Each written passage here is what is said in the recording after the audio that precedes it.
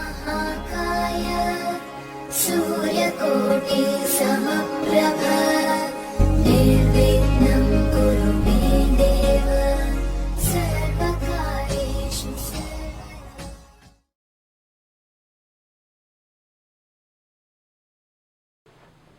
मेरे बहुत ही प्रिय और बेहद सम्मानित साथियों, हृदय की गहराइयों से अभिनंदन, बहुत बहुत हार्दिक स्वागत।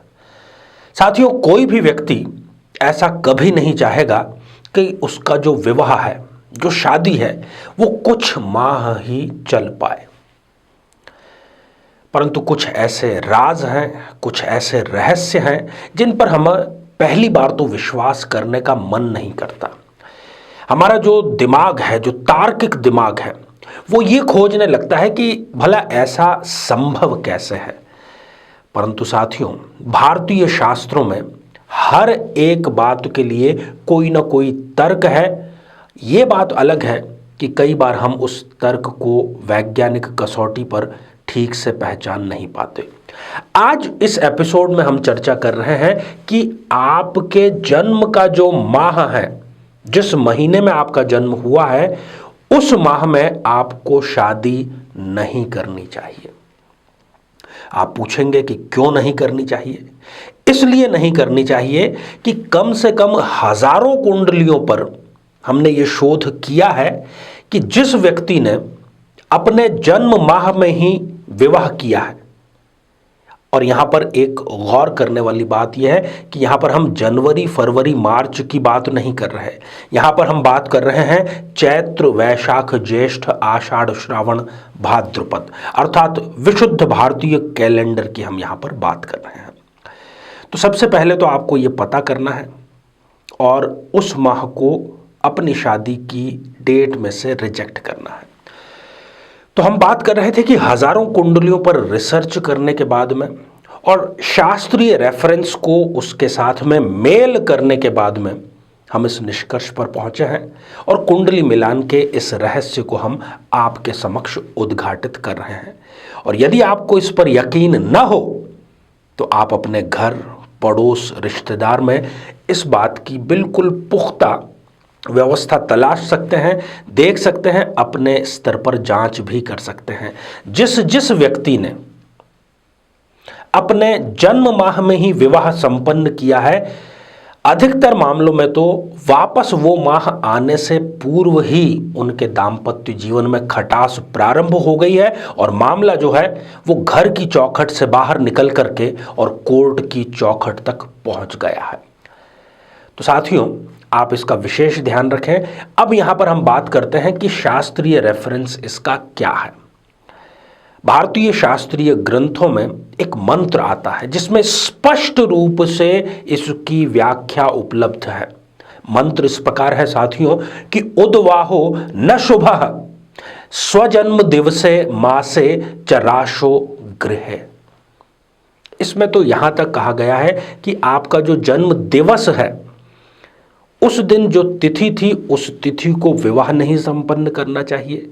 जिस राशि का गोचर था, उस राशि के गोचर में विवाह नहीं करना चाहिए। परंतु इसको मोटा मोटी यदि हम देखें और बहुत आसानी से समझने का प्रयास करें तो कम से कम इस बात को तो हमें अपने दिमाग में, दिल में, पूरे शरीर में रच बस जाना चाहिए कि स्वयं भी इसको अप्लाई करें और जो मिलता है उसको भी सही सलाह दें कि आप अपने जन्म, मान लीजिए कि आपका जन्म चैत्र माह में हुआ है, तो आप विवाह कभी भी चैत्र माह में संपन्न न करें।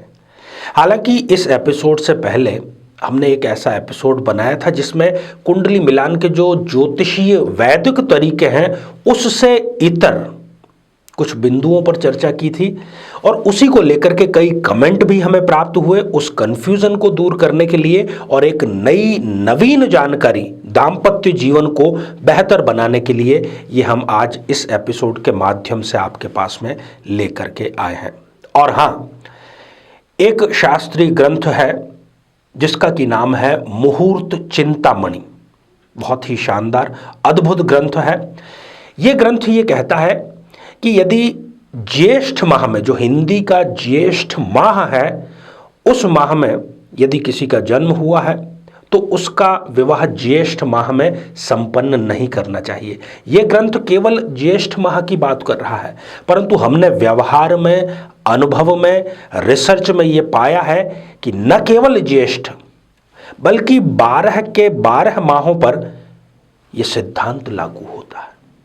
इसलिए आप इसको बिल्कुल लाइटली न लें, इसको सीरियसली लें और अपने जीवन को बेहतर बनाएं। इसी प्रकार के खास तौर पर कुंडली मिलान, जन्म कुंडली के मिलान को लेकर के और भी उद्घाटन आने वाले सप्ताहों में आपको देखने को ज़रूर मिलेंगे।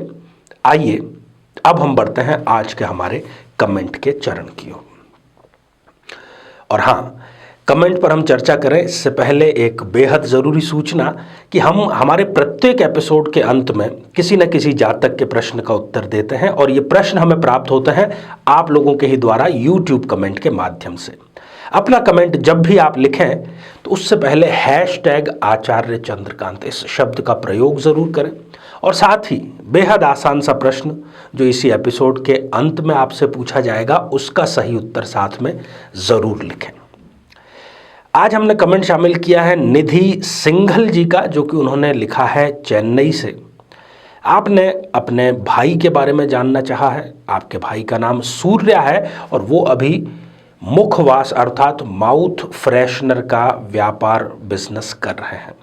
तो इनको ये व्यापार करना चाहिए, नहीं करना चाहिए, भाग्योदय कब होगा, यही आपका प्रश्न है। निधि जी, आपके जो भाई हैं वो बिल्कुल सही व्यापार कर रहे हैं। इस व्यापार को हम शुक्र से जोड़ करके देख सकते हैं, क्योंकि मुखवास कोई बेसिक किसी की नीड नहीं है। ये केवल एक भोजन के बाद में मुख को थोड़ा शुद्धिकरण के लिए इसका प्रयोग किया जाता है। और इनकी जन्म पत्रिका में भी शुक्र जो है वो लग्नेश है, धन भाव में जाकर के विराजमान है, तो इनको इसमें सफलता ज़रूर मिलेगी। किंतु मार्च 2023 तक इनको थोड़ा संघर्ष करना पड़ेगा, पर यदि ये लगे रहते हैं, निरंतर मेहनत करते हैं, तो ये व्यापार बड़े स्तर पर अवश्य लेकर के जाएंगे। तो आइए साथियों, अब आज का बेहद ही आसान सा प्रश्न। आज हमने चर्चा की एक बहुत ही विलक्षण रहस्य की चर्चा, हमने ज्येष्ठ माह के बारे में भी की। उस चर्चा के दौरान एक शास्त्रीय पुस्तक का हमने नाम लिया। उस पुस्तक का नाम आपको लिख करके भेजना है। साथियों, आप सभी स्वस्थ, समृद्ध और शांतिपूर्वक जीवन व्यतीत करें। नमस्कार।